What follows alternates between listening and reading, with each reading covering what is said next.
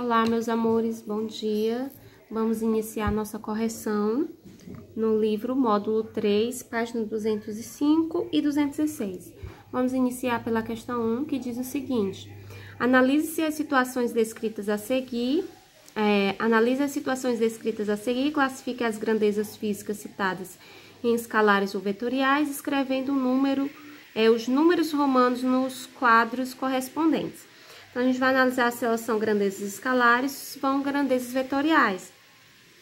Lembrando que as grandezas escalares, elas só precisam ser acompanhadas, só precisam de um valor numérico acompanhado de uma unidade de medida. Já as vetoriais necessitam do valor numérico acompanhada de uma unidade de medida com uma direção e sentido, ok? Então, Pedro verificou em seu relógio que eram 8 horas da manhã. Então, aqui eu tenho 8 horas. Então, 8 horas, ela vai ser apenas um valor numérico acompanhado de uma medida. Então, é uma grandeza escalar. Então, você escreve aqui, no primeiro quadro. Kátia subiu em uma balança e verificou que a sua massa é de 50 quilogramas. Então, tem um valor numérico e uma unidade de medida. Então, você escreve aqui no quadro de grandezas escalares também. A velocidade média que a velocidade de Marcelo durante uma viagem foi de 80 km por hora. Então, aqui eu já tenho uma unidade de medida, uma grandeza, uma direção e um sentido. Então, nós temos aqui uma grandeza vetorial. Você escreve aqui o 3 no quadro de grandezas vetoriais. Roberto aplicou uma força de 15 newtons para empurrar uma cama em seu quarto. Temos uma unidade de medida, um valor numérico, uma direção e um sentido. Então, 4 você escreve em grandezas vetoriais. E a temperatura máxima registrada em Londrina foi de 26 graus Celsius. Então, nós temos uma grandeza escalar, né? Então, tempo, massa e temperatura são grandezas escalares. Velocidade e força são grandezas vetoriais. Vamos para a questão 2.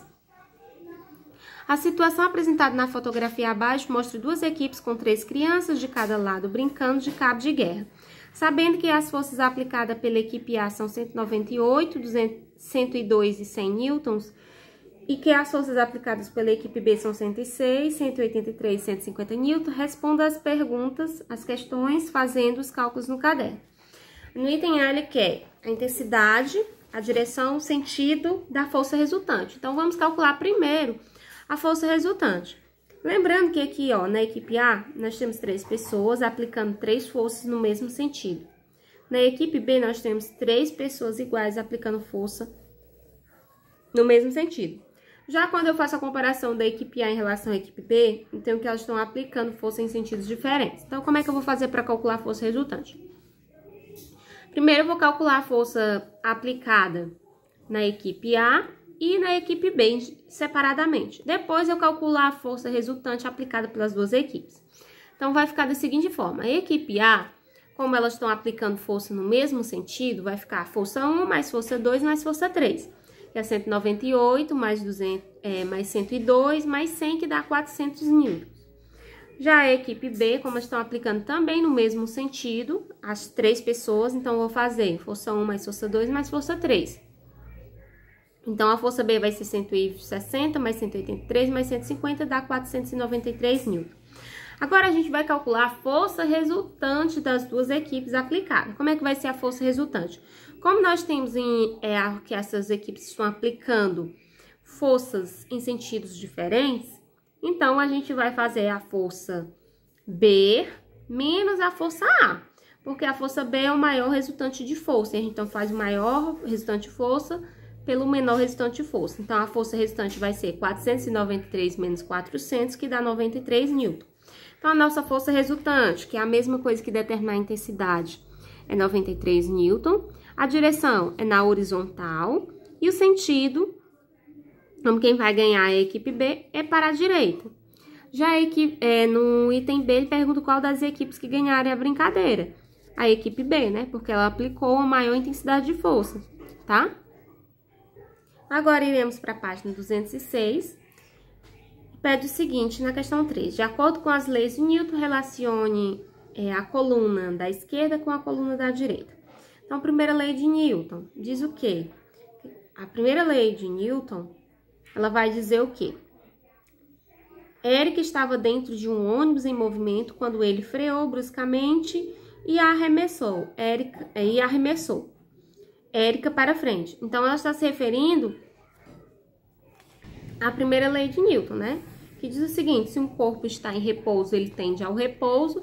Se um corpo está em movimento, ele tende ao movimento, a não ser que atue uma força sobre ele, que essa força seja não nula. Então, o 1 vai para o C. Segunda lei de Newton. Ela diz o seguinte, também conhecida como princípio fundamental da dinâmica, mostra que a força resultante sobre um corpo é resultado da multiplicação da massa do corpo por sua aceleração, que é essa formulazinha aqui, né, ó. Força resultante é igual a massa vezes a aceleração. Então, a 2 vai para A. E a 3, que é a terceira lei de Newton, diz o seguinte: um jogador de tênis rebate uma bola, podemos dizer que a raquete exerce uma força na bola de tênis, assim como a bola também exerce uma força sobre a raquete, verdade, né? Que é a lei da ação e reação.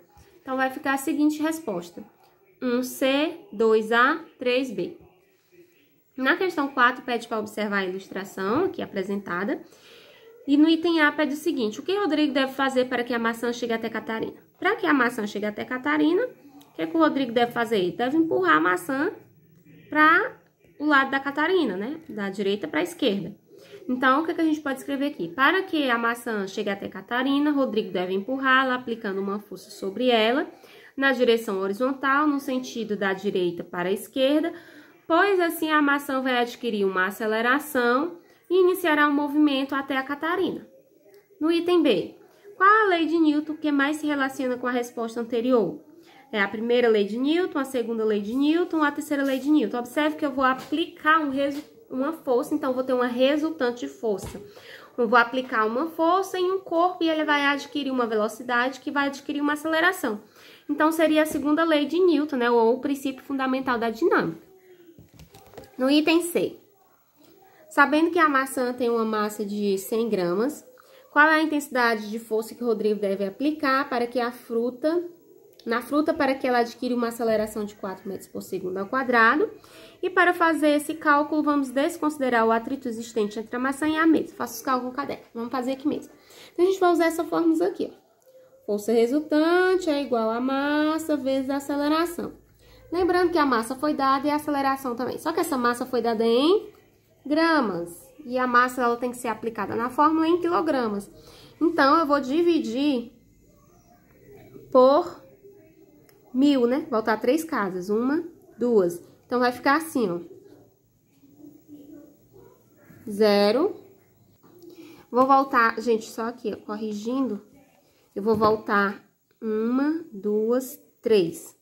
3 casas, né? Então, vai ficar 0,1. Pronto. Isso aqui eu transformei para quilogramas.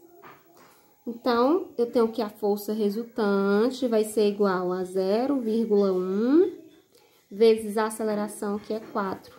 Então, a minha força resultante vai ser 0,4 newtons. Ok?